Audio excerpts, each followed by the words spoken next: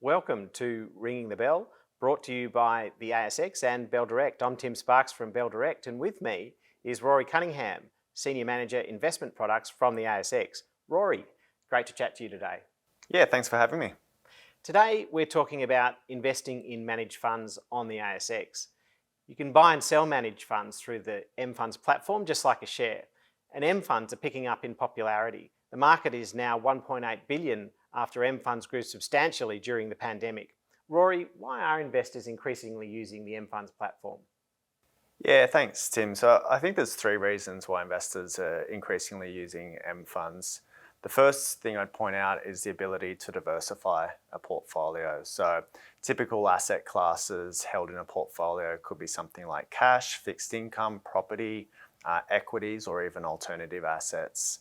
And managed funds, or mFunds, can be used to diversify across all of those asset classes. The second reason is access to active investment strategies. All of the funds that are available on mFund at the moment are active investment strategies. So the investment manager is trying to outperform a particular index or benchmark. An example of that might be a manager that's trying to outperform the S&P ASX 200 index, or we might have funds that are benchmark agnostic, which means that they don't have an underlying benchmark. And then the third reason is simply the efficiency of being able to access a broad range of managed funds. So there's 230 funds now on mFunds, and it makes it a very efficient way to be able to access all of those unlisted managed funds via mFund. Rory, can you give us a summary by asset class and what were the most popular mFunds over the last 12 months? Yeah, sure. So the most popular asset class on mFund is fixed income. So about 43% of the funds under management is held in fixed income strategies. The second most popular asset class is Australian equities. And currently, as we sit here, about 26% of funds under management is held in Aussie equities. And thirdly, international equities are popular through mFund. In terms of specific funds that have been most popular over the last 12 months, they all fit into that fixed income bucket. So the first one being the Janus Henderson Tactical Income Fund, the second one Macquarie Income Opportunities Fund, and third the Bentham Global Income Fund. If an investor was to hold all of these funds in a portfolio together, they'd really be able to diversify across the fixed income spectrum. So the underlying assets held in those fixed income funds could be government bonds, that's buying the debt issued by governments when they raise money. Asset-backed securities are also held in those funds, so that's buying baskets of mortgage loans, car loans, or other debt that's backed by a particular asset.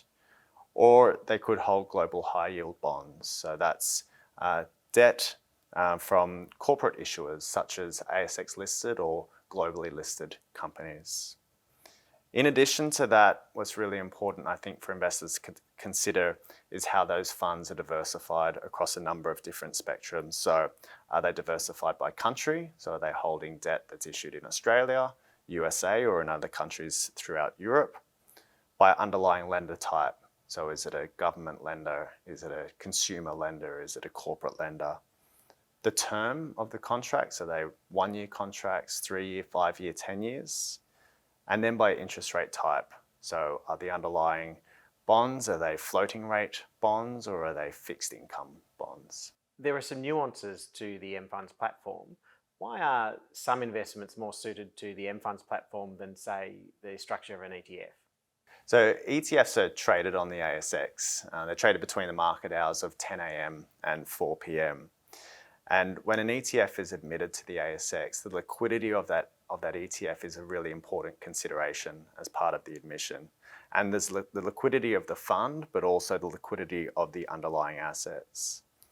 As an investor, you expect to be able to trade an ETF during those market hours at or close to the net asset value of the fund. The fund itself on a daily basis also has to be able to create more units to satisfy investor demands for that fund, or even redeem units if there's more sellers than buyers for that fund. So as an exchange, we want to avoid a situation where an ETF is admitted to the ASX, but perhaps it has to stop trading or enter a trading halt because the underlying securities or the underlying assets of the fund are illiquid and therefore the ETF is unable to trade on market. This means that ETFs are limited to certain asset classes or investment strategies that meet those liquidity requirements. If I was to compare that to mFund doesn't have those limitations because in principle it's not traded on the ASX. So that means a broader range of asset classes as well as investment strategies can be admitted via that mFund or managed fund vehicle. That gives investors the opportunity to diversify across a broader range of asset classes and investment strategies.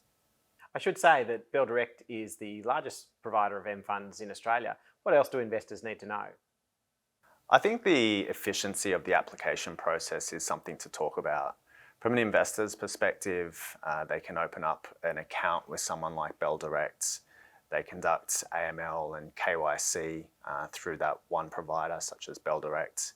And then they're able to access the full range of managed funds or mFunds that are available and admitted to the ASX. And at the moment, that's 230.